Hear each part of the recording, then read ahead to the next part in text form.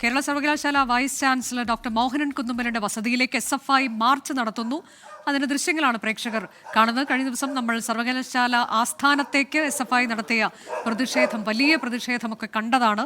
ഇപ്പോൾ ഏറ്റവും ഒടുവിലായി കോടതിയിൽ നിന്ന് ഒരു വാർത്ത വരുന്നത് കേരള സർവകലാശാല യൂണിയന് തുടരാം എന്നുള്ളതാണ്. കാലാവധി പൂർത്തിയാകുന്നത് വരെ തുടരാമെന്ന് ഹൈക്കോടതി ഉത്തരവ് പുറപ്പെടുവിച്ചിരിക്കുന്നു. അത് VCയെ സംബന്ധിച്ച് വലിയ തിരിച്ചടിയാണ് ആ ഉത്തരവ്. സർവകലാശാല ഫണ്ട് അനുവദിച്ച 2 പരിപാടികൾ നടത്താനും കോടതി അനുമതി നൽകിയിട്ടുണ്ട് എന്നുള്ളതാണ്. യൂണിയൻ നൽകിയ ഹർജിയിൽ ഹൈക്കോടതിയുടെ നടപടി അത് VCയെ സംബന്ധിച്ച് തിരിച്ചടിയാണ്. കഴിഞ്ഞ ദിവസമാണ് ഈ യൂണിയനെ മരവിപ്പിച്ചത്. അപ്പോൾ ആ നടപടിയാണ് ഇപ്പോൾ കോടതി റദ്ദാക്കിയിട്ടുള്ളത്. VCയെ സംബന്ധിച്ച് തിരിച്ചടിയാണ്. ഇപ്പോൾ SFI പ്രവർത്തകർ അദ്ദേഹത്തിന്റെ വസതിയിലേക്ക് പ്രതിഷേധം നടത്തുന്നുണ്ട്. അവിടെ വലിയ പോലീസ് സന്നാഹം എത്തിയിട്ടുണ്ട്. കഴിഞ്ഞ ദിവസം സർവകലാശാല ആസ്ഥാനത്തേക്ക് SFI നടത്തിയ പ്രതിഷേധ മാർച്ച് വലിയ സംഘർഷത്തിൽ കലാശിച്ചിരുന്നു.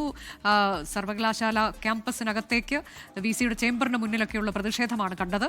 ഇപ്പോൾ അതിനെ തുടർന്നാണ് പിന്നീട് ആ യൂണിയൻ മരവിപ്പിക്കുന്ന നടപടിയിലേക്ക് VC കടന്നത്. അതിനെതിരെ SFI പിന്നീട് കോടതിയെ സമീപിച്ചു. ഇപ്പോൾ കോടതിയിൽ നിന്ന് ഉത്തരവ് വന്നിരിക്കുന്നു. ആ നടപടി റദ്ദാക്കിയിരിക്കുന്നു. മേഘന മുരളി വിവരങ്ങളുമായി. മേഘന, എങ്ങനെയാണ് പ്രതിഷേധം? വസതിക്ക് മുന്നിൽ SFI പ്രവർത്തകർ തമ്പടിച്ച് നിൽക്കുകയാണോ?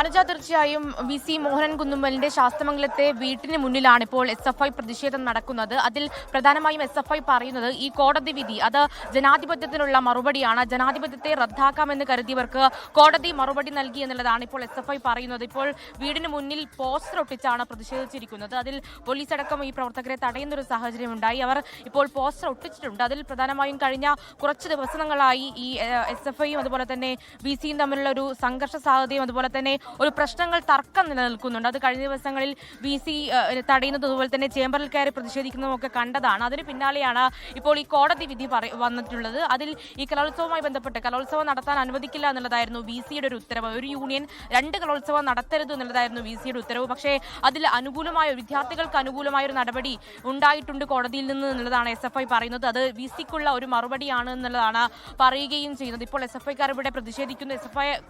കൂടുതൽ SFIക്കാർ എത്തിക്കൊണ്ട് ഇവിടെ ഒരു പ്രതിഷേധം നടത്തുകയും ചെയ്യുന്നുണ്ട്. അവർ പറയുന്നൊരു കാര്യം എന്ന് പറയുന്നത് ഈ കലോത്സവം നടത്താൻ VC അനുവദിക്കുന്നില്ല, അല്ലെങ്കിൽ കലോത്സവവും കായികമേളയും അതുപോലെ തന്നെ നാടകോത്സവവും അടക്കമുള്ള കാര്യങ്ങൾ നടത്താനുള്ള ഒരു ഫണ്ട് അനുവദിക്കുന്നില്ല എന്നുള്ള കാര്യമാണ്. അതിൽ അനുകൂലമായ ഒരു തീരുമാനം ഉണ്ടാവുകയും ചെയ്തു. ഇപ്പോൾ SFI നേതാക്കൾ എന്താണ് ഈ പ്രതിഷേധം? വിദ്യാർത്ഥികളുടെ വിജയമാണ് നിലവിൽ കോടതി ഈ രീതിയിൽ പറഞ്ഞത്. ഇന്നലെ സർവകലാശാലയ്ക്കകത്ത് നടത്തിയ സമരങ്ങൾ, ആ സമരങ്ങളുടെ ഭാഗമായി നിരവധിയായിട്ടുള്ള വിദ്യാർത്ഥികൾക്ക് പരിക്കേറ്റിട്ടുണ്ട്.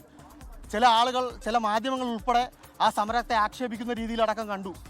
അവിടെ നടത്തിയ സമരത്തിൽ നടത്തിയ വിദ്യാർത്ഥികളുടെ അവരുടെ പോരാട്ടത്തിൻ്റെ വിജയമാണ് നിലവിൽ ഈ കോടതി വിധി.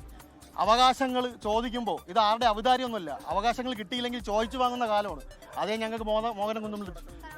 നിലവിൽ കലോത്സവവുമായി ബന്ധപ്പെട്ടിട്ടുള്ള കാര്യങ്ങൾ സിൻഡിക്കേറ്റാണ് തീരുമാനിക്കേണ്ടത്. നിലവിൽ ഞങ്ങൾ ഉന്നയിച്ച മറ്റൊരു കാര്യം, നിലവിലെ യൂണിയനെ അടക്കം അതിൻ്റെ പ്രവർത്തനങ്ങളടക്കം നിലവിൽ തടഞ്ഞു വയ്ക്കുന്നൊരു സ്ഥിതി ഉണ്ടായി. നിലവിൽ കാലാവധി ഫെബ്രുവരി ഈ മാസം 26-ാം തീയതി വരെ നിലവിലെ യൂണിയന് തുടരാമെന്നുള്ളതാണ് കോടതി അറിയിച്ചിട്ടുള്ളത്. നിലവിൽ തീരുമാനിച്ച പരിപാടികളെല്ലാം ആ രീതിയിൽ യൂണിയൻ സംഘടിപ്പിക്കും എന്നുള്ളത് തന്നെയാണ് പറയാനുള്ളത്. ഈ കുറഞ്ഞ കാലയളവ് കൊണ്ട് ഈ നാടകോത്സവം കലോത്സവം നടത്തിയെടുക്കാൻ കഴിയും, അതിനുള്ള തയ്യാറെടുപ്പൊക്കെ ഒരു സമയം വേണ്ടതല്ലേ? അല്ല, നാടകോത്സവവുമായി ബന്ധപ്പെട്ട കാര്യങ്ങളെല്ലാം നേരത്തെ തീരുമാനിച്ചതാണ്. യൂണിയൻ അതുമായി ബന്ധപ്പെട്ട് എവിടെയാണ് ആ പരിപാടി നടത്തുന്നത്, എങ്ങനെയാണ് ആ പരിപാടി നടത്തുന്നതെന്ന് അടക്കം കാര്യങ്ങൾ നേരത്തെ. ലോകത്തെവിടെയായാലും ഏത് സമയത്തും 24 വാർത്തകളും ഓഗ്മെന്റഡ് റിയാലിറ്റി പാക്കേജുകളും എക്സ്പ്ലെയിനറുകളും വിശദമായി കാണാൻ ഞങ്ങളുടെ YouTube ചാനൽ നിങ്ങൾക്ക് സബ്സ്ക്രൈബ് ചെയ്യാം.